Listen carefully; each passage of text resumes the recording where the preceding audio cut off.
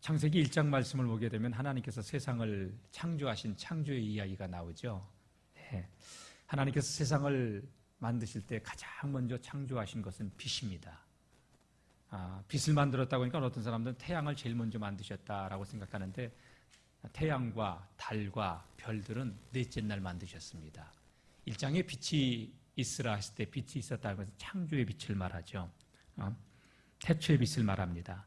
이 빛이 있기 전에는 세상이 혼돈 속에 있었다고, 땅이 공허하며 흑암이 깊은 물 위를 덮고 있는 혼돈석이었다고 성경은 기록을 하고 있습니다. 여러분, 빛이 비춰지게 되면 특징이 하나 있습니다. 그 특징이 뭐냐면 이 빛은 만물을 빛 앞에 드러나게 해줍니다. 칠흑 같은 어둠 속에 빛이 비춰지게 되면 여기에 있는 강단도 보이고 꽃도 보이고 세상이 아름다운 것도 보이듯이 여러분, 빛은 만물을 드러나게 해줍니다. 만약에 빛이 없다면 어떻게 될까요? 혼돈스럽겠죠. 예. 어디가 길이고 어디로 가야 될지. 예. 저는 학생 때 야맹증이 좀 있었어요. 이렇게 보니까 길인 것 같아서 펄쩍 뜨는데 울구덩이더라고요. 모르니까, 안 보이니까. 여러분, 빛은 우리가 어디로 가야 될지 알려줍니다. 성경은 시편 119편 105절 말씀 보게 되면 주의 말씀은 내 발의 등이요 내 길의 빛이니이다 라고 말씀하면서 우리가 어디로 가야 될지 제시해 준다고 이야기하고 있습니다. 오늘 말씀도 보게 되면 예수님께서 당신의 정체성에 대해서 선언하시는 대목이 나옵니다. 나는 세상의 빛이다. 빛 대신 예수 그리스도를 만나고 누리는 이 예배에 참석한 우리 모든 성도님들 되시기를 축복합니다. 네. 세상의 빛이신 예수님께서 당신을 빛이라 이야기하기 전에 요한복음 1장은 하나님께서 세상에 대해서 이렇게 정의를 해놨습니다. 1장 5절 말씀 보게 되면 빛이 어둠에 비추되 어둠이 깨닫지 못하더라. 여러분, 얼마나 흑암이 깊었는지 빛이 강력하게 어둠을 비추고 있었지만 그 어둠은 빛조차도 깨닫지 못할 정도로 세상은 어두웠다고 이야기합니다. 그럼 여기서 이 어둠은 무엇일까요? 그건 각 사람들의 어두운 혼돈의 상태, 빛을 몰라볼 정도로 죄악으로 어두워진 그 심령의 상태를 말하는 것이지요.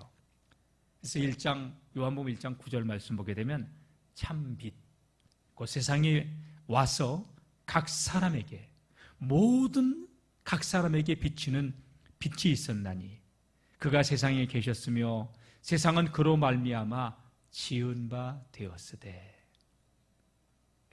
예수님께서 세상을 지으셨다는 창조주이심을 이야기하는 것이죠. 그런데 사람들이 그를 알지 못하였고 자기 땅, 유대 땅에 오셨지만 자기 백성이 영접지 않았다.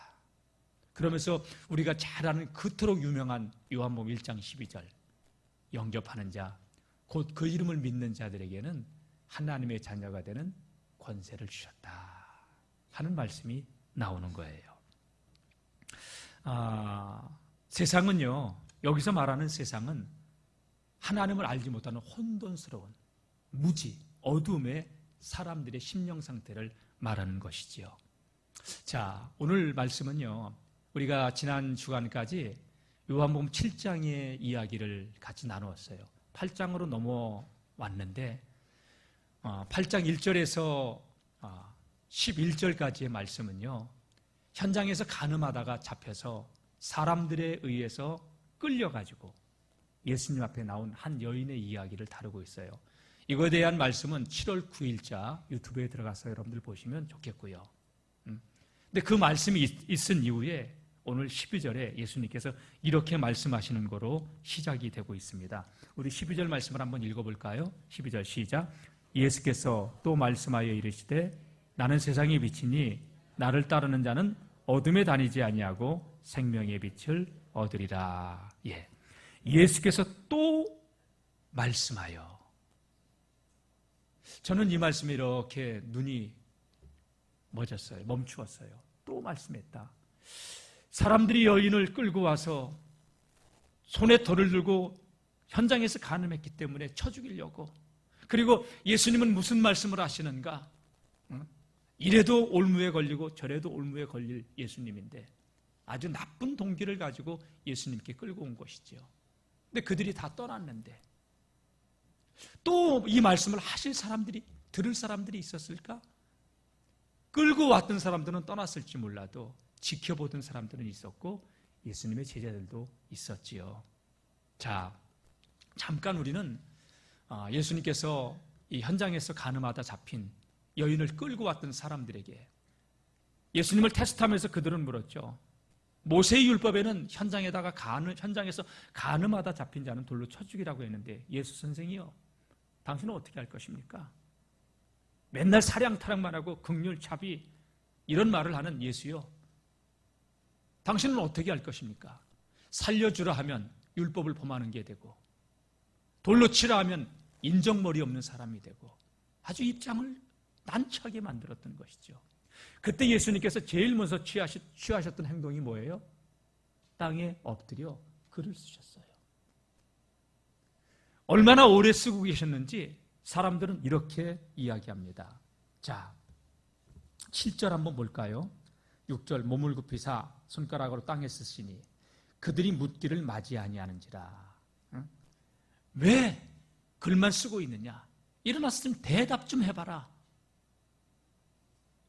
아주 예수님을 곤경으로 몰고 가고 있는 거예요. 왜 잠자고 있느냐? 일어나서 무슨 말 좀 해봐라. 그랬더니 예수님께서 글을 쓰던 것을 멈추고 일어나셨어요.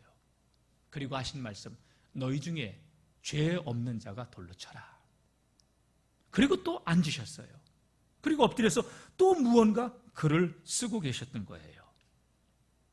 그런데 그 글을 쳐다보는 자들마다 하나둘씩 들었던 돌을 내려놓고 그 자리를 떠나고 있었던 것입니다. 예수님이 도대체 그 땅바닥에다가 손으로 무슨 글을 쓰셨기에 제가 궁금하다고 했죠. 여러분 궁금하지 않아요? 근데 성경에 무엇을 쓰셨다고 하는 대답은 없어요. 하나님, 도대체 무슨 글을 예수님께서 쓰셨습니까? 그때 마음속에 이런 확신, 마음의 감동이 이렇게 왔어요. 여기 12절 말씀 보게 되면 예수께서 또 말씀하여 이르시되, 이 글을 읽는 순간 예수님이 이런 글을 쓰시지 않았을까? 나는 세상의 빛이다. 빛이라고 하는 이 말씀 속에서 여러분, 빛의 특징이 뭐라고 했어요? 드러나게 하는 것, 어둠을 밝히는 것. 예수님은요 전능하셔요. 어찌 아멘 소리가 그렇게 맥이 없습니까? 예수님은 전능하셔요. 예수님은 살아계셔요. 여러분들의 눈을 저는 속일 수 있어요. 그러나 주님을 저는 속일 수 없어요. 여러분들은 서로를 은폐할 수 있어요. 속일 수 있어요. 남편이 아내를 속일 수도 있고 아내가 남편을 속일 수도 있고, 자식들은요 공부도 안 하는 척하면서 책상머리에 앉아가지고 스마트폰 보면서 공부하는 척하면서 속일 수 있고, 전 어렸을 때요 과자가 사 먹고 싶어서 학교에서 준비물 사간다고 돈 달라고 거짓말하고 그렇게 속였던 적도 있어요. 우리는 서로를 속이면서 살아갈 수는 있어요. 그러나 전능하신 주님은 속일 수 없고 저와 여러분들의 심령을 감찰하고 계십니다. 자, 이 여인을 끌고 왔던 사람들, 그리고 당당하게 기세등등하게 예수 양반 하면서, 모세의 율법에는 현장에서 간음하다 잡힌 자는 돌로 쳐 죽이라고 했는데 당신은 뭐라고 할 거요? 그 한 사람 한 사람을 보셨을 때 예수님은 그들을 아셨을까요? 모르셨을까요? 우리의 내면 동기까지도 감찰하시는 주님이신데 그들의 생각을 간파하고 계셨을 뿐만이 아니라 그들 한 사람 한 사람을 알고 계시지 않았을까요? 자신들은 당당한 채 현장에서 잡힌 여인만 정죄하고 있는 그들을 향해서 예수님은 그 한 사람 한 사람들을 보면서 땅에다 그들의 죄를 적지 않으셨을까 하는 생각을 전 했어요. 어젯밤 이웃집 밭에 들어가 수확해놓은 보리단을 가지고 나온 자 쓰셨을 거고, 얼마 전에 이웃집 여인과 남편 몰래 부정한 짓을 저지른 자, 자신들의 이야기를 하나씩 쓰지 않았을까? 이웃집에 들어갔는데 주인이 없다고 무언가 뒤져서 은하 몇 잎을 가지고 나온 자, 몇 해 전 사람을 뻔뻔스럽게 죽여 모래속에 파묻어 놓고 고개를 뻣뻣하게 들고 돌아가는 자, 아마 그런 것들을 하나씩 쓰지 않으셨을까? 여러분, 우리는 사람은 우리가 속일 수 있어요. 그러나 하나님은 속일 수 없어요. 그래서 자신들의 이야기 하나하나의 죄성들을 예수님께서 바닥에다 쓰셨을 때 그들이 하나둘씩 그 자리를 슬금슬금 떠나지 않으셨을까? 혼자 그런 생각을 해봤어요, 저는. 네. 왜? 오늘 본문의 이 말씀, 예수께서 또 말씀하여 이르시되 그 이전에 여인아 다시는 가서 죄를 범하지 말라. 나도 너를 정죄하지 않겠다. 죄를 두둔하는 게 아닙니다.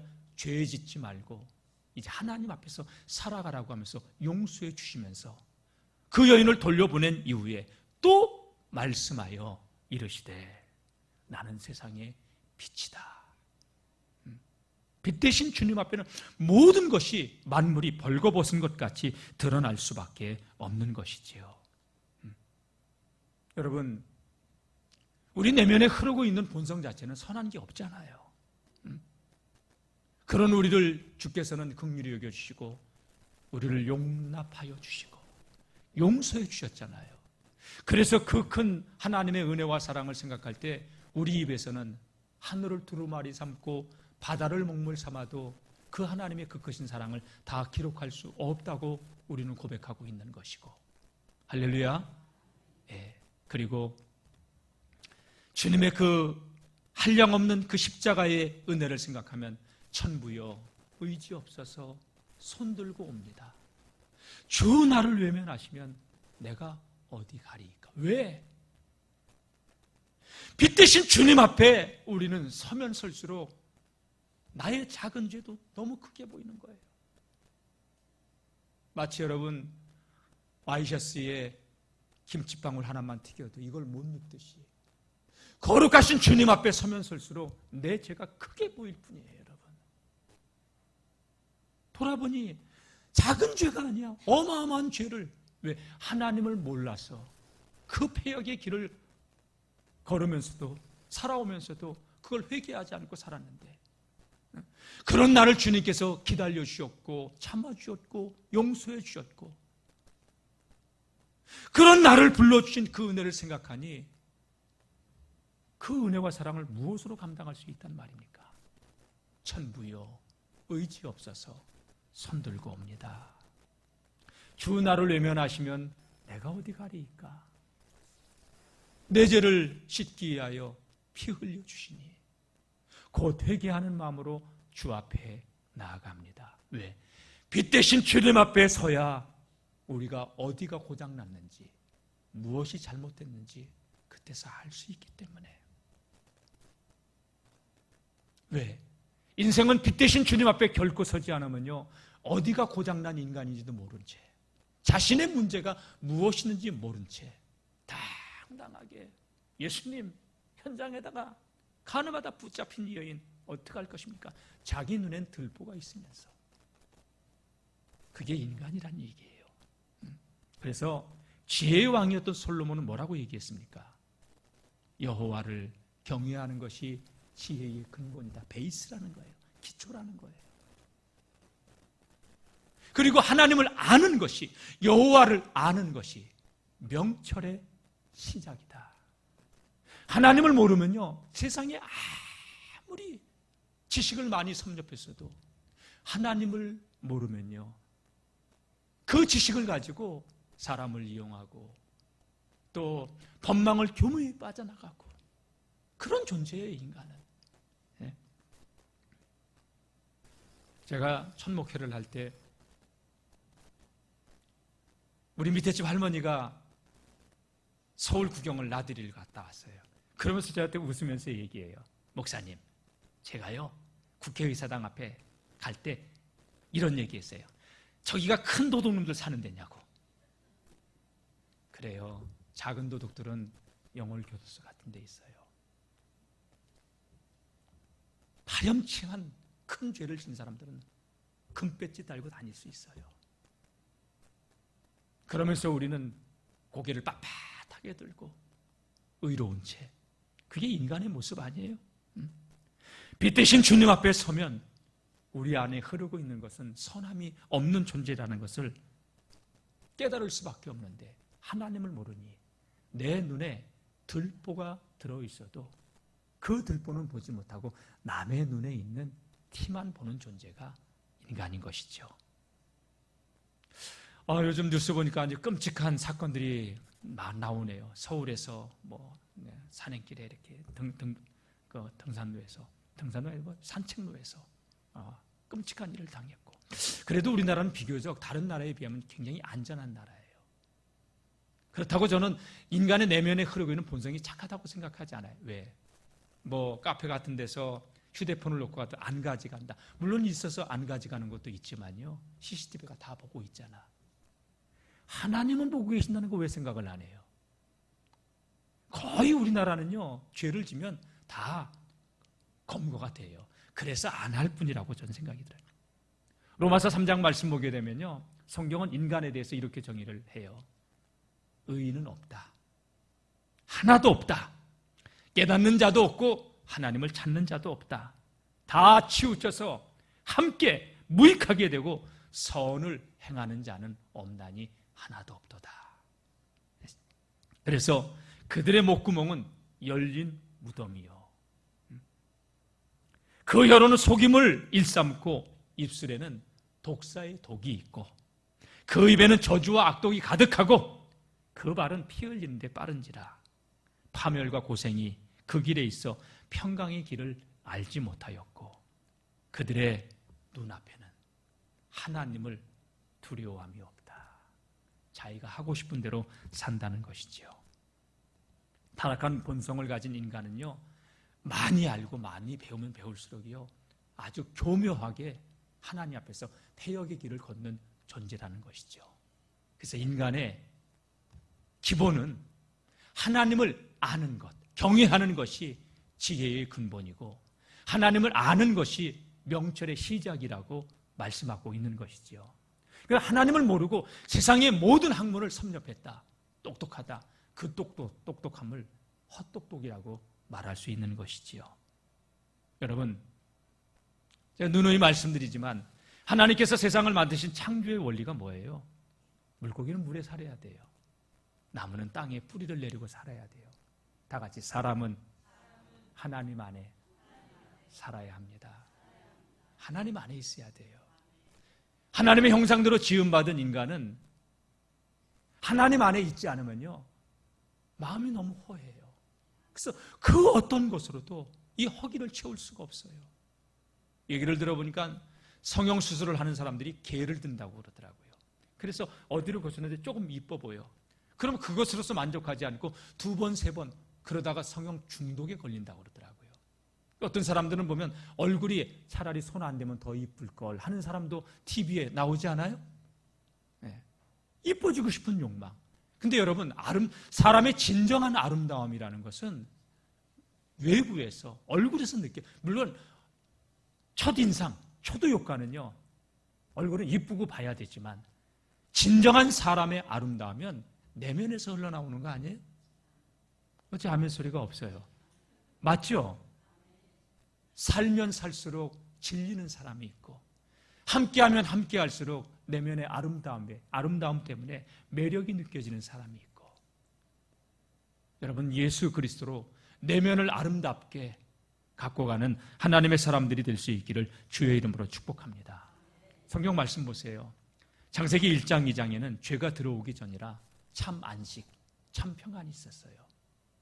하나님의 형상대로 지음받은 인간에게 하나님께서는 생육하고 번성하여 땅에 충만하라, 땅을 정복하고 다스리라, 어마어마한 축복을 주셨어요. 근데 죄가 들어옴으로 인해서 여러분, 사람은 땀 흘리고 수고해야 먹고 살 수 있을 정도로 이 땅은 가시와 엉겅퀴로 뒤덮여버렸고, 그리고 여자에게는 해산의 고통이 오게 되었어요. 생로병사의 모든 고통은 하나님을 떠난 데서 창세기 3장 문제에서 비롯되기 시작했어요. 저는 이 창세기 3장 문제를 이렇게 생각할 때마다 인간의 문제는 수만 가지지만, 수천 수만 가지지만, 오늘 이 아침에도 우리 성도님들 가운데 건강의 문제나 또 자녀의 문제나 또 경제적인 문제나 또 사람과의 갈등의 문제나 여러 가지 문제를 안고 이 예배에 참석하신 분들이 있을 텐데, 여러분, 그 원인이 어디에서 온 것일까요? 하나님을 떠난 데서 온 것입니다. 네. 창세기 3장의 결과로 인하여서, 선악과를 따먹은 이 결과로 인하여서 인간은요, 하나님을 떠나게 되었고 죄와 저주 아래, 운명 아래 살아갈 수밖에 없는 존재가 되온 것이죠. 에덴에서 추방된 인간은요, 마귀의 종로로 타며 살 수밖에 없는 존재가 되었던 것입니다. 마귀는 지금도 그래서 끊임없이 우리를 속이죠.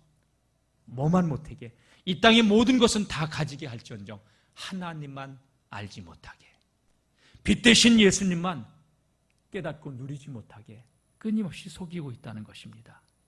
여러분, 많이 뜯어고치면 행복해져요? 잠시 행복은 있을 수 있어요. 좋은 거 가지면 여러분 그 행복이 계속 유지됩니까? 아니에요. 아무리 좋은 것을 가져도 우리 인간은 족함이 없습니다. 3, 40년 전, 40년 전 이렇게 돌아보면은, 50년 전 이렇게 돌아보면요, 그때에 비하면 지금이 굉장히 우리는 넉넉한 시대를 살아가고 있어요. 그런데 사람들은요, 자족하지 못하고 불평불만이 그때보다 훨씬 가득 찬 세상이 되어버렸어요. 만족함이 없는 시대가 되어버렸어요. 세계에서 행복지수를 갖다가 발표를 했는데요, 2023년 3월 20일에 행복지수를 발표를 했는데, 우리나라 사람들의 평균 행복지수가요 100점 만점에 59점이래요. 우리나라 세계 경제 성장률은요, 경제권은요, 세계 10위를 유지하고 있어요. 굉장히 부유한 나라예요. 그런데 행복지수는 100점 만점에 60점도 안 돼요. 여러분, 공무원 시험 보는데 60점 밑으로 되면 합격이에요, 불합격이에요? 얼마나 많은 것을 하나님이 우리에게 줬는데 감사할 줄 모르는 존재예요. 자족할 줄 모르는 존재라는 이야기예요. 낙점이라는 얘기예요. 예. 왜 그럴까요? 인간의 내면에는 탐욕이 꿈틀거리고 있기 때문에. 그래서 인간은 하나님이 아니면 늘 목마른 존재예요. 우리가 요한복음 7장 말씀을 살펴봤잖아요. 그래서 예수님께서 하신 말씀, 누구든지 목마르거든 내게로 와서 마시라. 나를 믿는 자는 성경의 이름과 같이 그 배에서 생수의 강이 흘러나리라. 그 배에서 생수의 강이 흘러나리라고 제가 누누이 말씀드렸잖아요. 하나님의 형상대로 지음받은 인간은 하나님을 만나기 전에는 참 안식도 평안도 없습니다. 하나님의 형상이 깨어진 인간은요, 스스로의 힘으로 이 죄의 문제에서 빠져나올 수 없고 원수 마귀의 권세 아래서 해방받을 길이 없습니다. 눈이 어두워서 볼 것을 보지 못한 채 허망한 것을 쫓는 인생이 되었던 것이죠. 그리고 그렇게 살다가 천국이 있는 것도 모르고 지옥이 있는 것도 모르고 심판이 있는 것도 모르고 하나님이 계신 것도 모르고 그렇게 살다가 영원한 형벌을 받게 되는 것이죠. 그래서 예수님께서 마태복음 16장 26절에 그 유명한 선언을 하신 것이죠. 사람이 만일 온 천하를 얻고도 자기 목숨을 잃어버린 자, 소울, 영혼을 말하는 거예요. 응? 무엇이 유익하겠느냐? 응? 무엇을 주고 제 목숨과 바꾸겠느냐? 영혼과 바꿀 수 있는 것은 아무것도 없는데 사람들은 명예와 인기와 돈과 쾌락을 위해서 자기 목숨을 바꾸는 어리석은 존재로 살아가고 있는 것이요. 왜? 눈이 어두우니까. 볼 것을 보지 못하니까. 하나님을 모르니까 눈이 떠지지 않을 수밖에 없고 허망한 것을 쫓을 수밖에 없는 인생이라는 것이지요. 그래서 예수님께서 산상수훈 마태복음 6장에 그 말씀을 하신 거예요. 눈은 몸의 등불이다. 다 같이 눈은 몸의 등불입니다. 그래서 눈이 어두우면 온몸이 어두워서 영원한 것은 보지 못한 채 육신을 위하여서 무엇을 먹을까 마실까 입을까만을 생각하고 살아가는 동물과 같은 존재로 살아갈 수밖에 없다는 거예요. 눈이 나쁘면 온몸이 어두우고 그러면 너의 그 삶이 그 빛이 얼마나 어둡겠느냐. 혼돈스러운 삶을 살아갈 수밖에 없다는 것이에요. 빛이 없으면요 우리는 사물을 분간할 수밖에 없어요. 그래서 예수님은 우리의 눈을 띄워주기 위해서 세상에 빛으로 오신 분이신 줄로, 구원의 주님이신 줄로 믿습니다. 빛 대신 예수 그리스도를 만나고 그 빛 대신 예수 그리스도를 누리는 삶이 신앙생활이에요. 그 믿음의 길을 온전히 걸어가는 저와 여러분들의 삶이 될 수 있기를 축복합니다. 그래서 오늘 말씀 한 구절입니다. 우리 다 같이 다시 한번 읽어보겠습니다. 시작. 예수께서 또 말씀하여 이르시되 나는 세상의 빛이니 나를 따르는 자는 어둠에 다니지 아니하고 생명의 빛을 얻으리라. 아멘. 예. 예수님을 따르는 자는 어둠에 다니지 아니하고 생명의 빛을 얻게 된다. 영원한 생명에 이르게 된다고 말씀합니다. 예수님을 따르지 않는 자는 혼돈과 어둠 속에서 살아갈 수밖에 없다는 거예요. 세상에 나가면 세상적으로 똑똑한 사람들 많아요. 그러나 하나님의 관점에서 이렇게 보면 헛똑똑이라는 거예요. 누가복음 12장 말씀 보게 되면 어리석은 부자가 가득 창고에 평생 먹을 걸 싸놨습니다. 마음이 흡족합니다. 그래서 뭐라고 합니까? 내 영혼아 이제 평안히 먹고 마시고 즐기자. 내가 먹고 쓸 걸 가득 쌓아놓았으니 즐기는 일만 남았다. 그런데 하나님께서 그날 밤에 그 영혼을 부르실 때 이렇게 부르셨습니다. 다 같이 어리석은 자여. 왜 어리석다고 했을까요? 오늘 밤에 내가 내 영혼을 거둬갈 텐데 너는 여러 해 먹고 마시고 누리고 즐기자고. 이 부자가 왜 어리석은 자라고 하나님은 그를 불렀을까요? 심판이 있는 것도 몰랐고 천국이 있는 것도 몰랐고 하나님이 계신 것도 몰랐고 죽음이 끝이라고만 생각하고 살았기 때문에 그는 이 땅을 위해서만 살았던 것이기에 어리석은 자라고 하나님은 부르셨던 것입니다. 여러분, 마귀는 지금도 끊임없이 우리의 눈을 혼미케 합니다. 빛 대신 주님 앞으로 나가지 못하도록 어둠 속에 우리를 가다놓고 있다는 얘기입니다. 고린도후서 4장 4절 말씀 보게 되면 이 세상의 신이 마귀를 말합니다. 믿지 아니하는 자들의 마음을 혼미케 하여 그리스도의 영광의 복음의 광채를 싹 가려버렸다고. 흑암이 덮고 있으니, 여러분, 흑암이 덮고 있으니 생명의 길로, 영생의 길로 누가 나갈 수 있겠습니까? 사랑하는 성도 여러분, 교회를 다니는 자가 아니라 예수를 믿는 자, 예수를 만나는 자, 누리는 자들이 될 수 있기를 주의 이름으로 축복합니다. 여러분, 이 땅의 문제를 가만히 살펴보십시오. 수만 가지의 문제가 있어요. 지금 21세기 들어와서는 기후 문제가 심각해요. 전쟁 문제도 지금 앞으로 이 기후 문제로 인해서 식량 난리가 대란이 올 수밖에 없어요. 태풍으로, 기근으로, 또 고산지대의 빙하가 녹으면서 그 만년설로 농사를 짓던 그 산 밑에 살던 사람들, 수많은 평야가 다 잠겨버리고, 그러면 여러분, 전쟁은 계속 일어날 수밖에 없어요. 먹고 사는 문제 때문에. 이 마지막 때의 징조란 말이에요, 이게.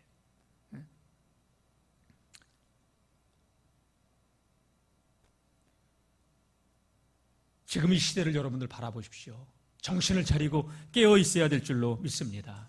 수만 가지의 문제가 있지만 그 문제의 원인을 찾아가면 하나님을 떠난 문제예요.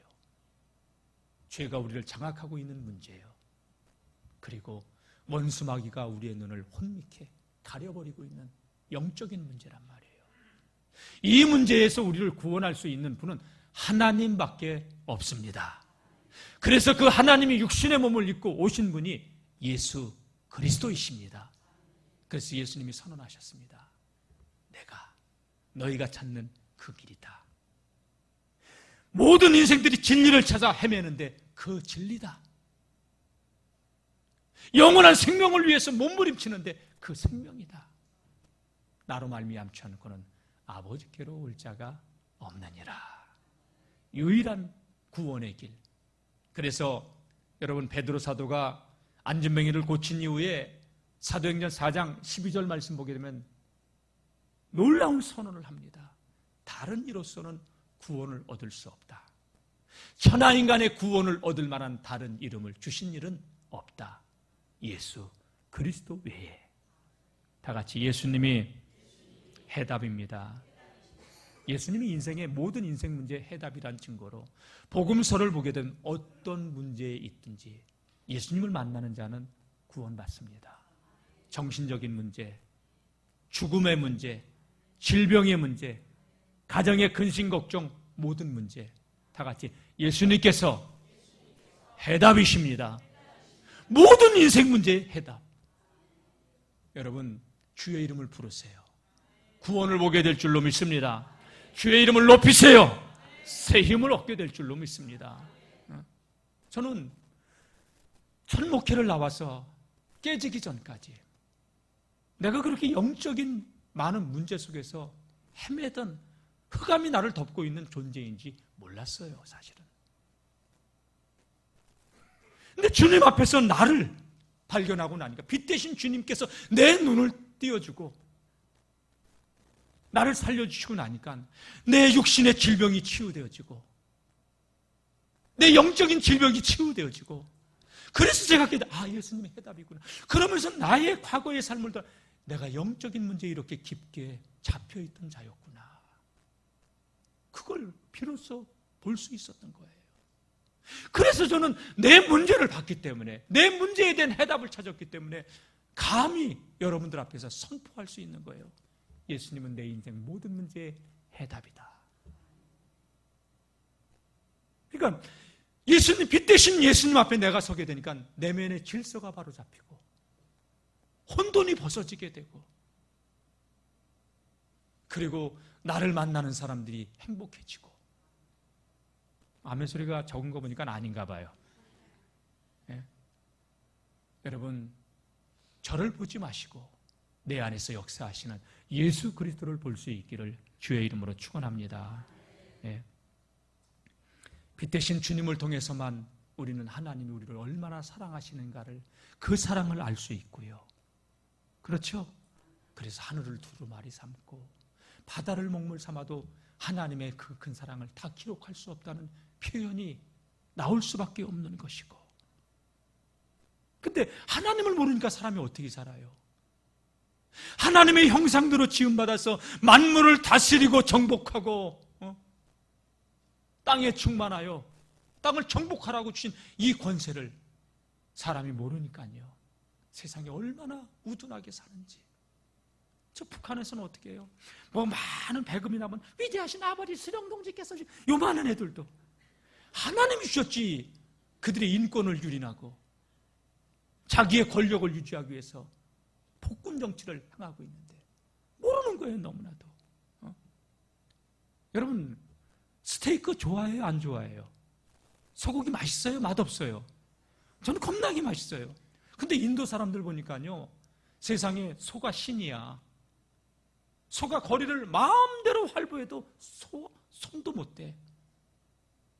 찻길 지나가면 차가 멈춰야 되고요, 사람을 들이받아 죽여도요 소를 죽이지도 못해 보니까. 왜? 신이니까. 그거 맛있게 먹어야지. 소가 사람은 굶어 죽어도요 소 먹지 않아요. 그 정도입니까? 인도에 갔더니 저 서북부에 빗가네르라고 하는 도시가 있는데 거기 가면요 쥐 사원이 있어요. 그 찍찍찍찍거리는 쥐한테 먹이를 주면서 막 빌어 무릎 꿇고. 그게 인간이야. 똑똑한 것 같아도. 여러분 우리 그 사람들 비웃고 있죠? 절간에 가보세요. 12지신상. 밑에는 사람이고 짐승의 형상을, 그걸 또 우리는 섬기고 있잖아요. 그 정도, 여러분 그거 우리가 웃었지만은 보세요. 하나님을 모르니까 무슨 저기를 하면 제의를 한다고 돼지 머리 갖다 놓고서 그 입에다가 파란 배추님을 물려주고서 막 저를 내달라고.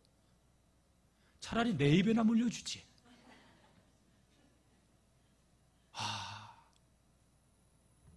하나님께서 당신의 형상대로 지음받은 인간을, 그 인간이 자신이 어떤 존재인지 모르니까 흑암이 그를 덮어버리니까 하나님 아닌 것을 경배하며 허망한 것을 숭배하고 그렇게 살아갈 수만 헛똑똑의 인생들이에요.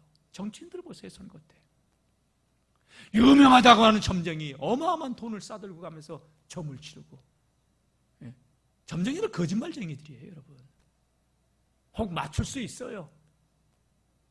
그러나 파멸에 이를 수밖에 없는 존재들인데, 여러분 우리 빛 대신 예수 그리스도를 통하여서 그리스도를 바로 알고 하나님 우리 주신 구원의 복을 누리는 거룩한 하나님의 사람들이 될 수 있기를 축복합니다. 마귀는 그래서 빛 대신 예수를 싫어해요. 그래서 우리를 혼미케 하고 정사를 가지고 권세를 가지고 복음을 방해해요. 지난 코로나 시대에 여러분 교회가 무슨 코로나의 온상지처럼 언론을 교묘하게 동원해가지고 교회 예배를 못 드리게 하고, 그럼 식당도 문을 닫게 해야지. 마스크 쓰고 예배 드리는 교회가 코로나의 진원지처럼 자꾸 보도를 하고, 얼마나 교묘하게, 그게 마귀가 정사를 가지고 세상의 힘을 가지고 빛된 그리스도의 광채를 가리고 있기 때문에 앞으로 점점 더해질 것입니다. 사랑하는 성도 여러분, 저는 우리 영월중앙교회 성도님들이 빛 대신 예수 그리스도를 통하여 신령한 하늘의 세계를 보고 영적인 것을 깨닫고 이 땅에 살지만 하늘의 소망을 잃어버리지 않고 살아가는 믿음의 성도님들이 되시기를 주의 이름으로 축복합니다. 예수 그리스도만이 우리의 눈을 뜨고 우리의 내면을 감찰하고 하나님을 볼 수 있게 해주고 영원한 하늘에 대한 소망을 갖게 해주시는 참 길, 참 진리인 줄로 믿습니다. 마귀는 아주 교묘합니다. 여러분, 거룩과 세속의 경계를 아주 모호하게 만들어놔요. 하나님은 내가 거룩하니 너희도 거룩하라 했지만 마귀는요, 거룩하고 세속을 아주 슬그머니 혼합시켜놓고, 남자는 남자고 여자는 여자잖아요. 근데 성적 취향이래. 그러면서 여러분들 생각해 보세요. 동성애 찬성하면서 이런 걸 법으로 만들려고 하고, 법으로 만들어 놓으면 교회에서 이런 이야기를 못해요. 아주 얼마나 교묘하게 정사를 가지고 권세를 가지고 빛 대신 예수 그리스도의 그 복음의 광채를 가리려고 하는지 깨어있기를 주의 이름으로 축원합니다. 요한복음 3장은 이렇게 얘기합니다. 그 정죄는 이것이니 곧 빛이 세상에 왔을 때 예수님이 왔지만 사람들은 자기 행위가 악함으로 빛보다 어두움을 더 사랑한 것이다. 우리 내면에는요, 빛보다는 어둠을 사랑하는 근성이 더 강해요. 그래서 여러분, 우리 안에는 선한 것이 없다는 거예요. 따라해 봅시다. 주님, 내 안에는 선한 게 없습니다. 선한 게 없는 나를 살려주고 계신 하나님, 그게 은혜입니다. 그런 나를 용서해 주시려고 예수님을 보내주셨고 지금도 기다려주시고 있는 그 하나님의 은혜, 여러분 깨닫고 누리시기를 축원합니다. 진리를 쫓는 자는 빛을 따라가게 있습니다. 예수를 알고 예수를 누리게 되어 있습니다. 사랑하는 성도 여러분, 예수님은 우리의 모든 인생 문제의 해답이십니다. 만나고 누리시기를 주의 이름으로 축원합니다. 신앙생활은 빛 대신 예수 그리스도 안에 있는 풍성함을 누리는 것입니다. 그 주인공들 되시길 축복합니다.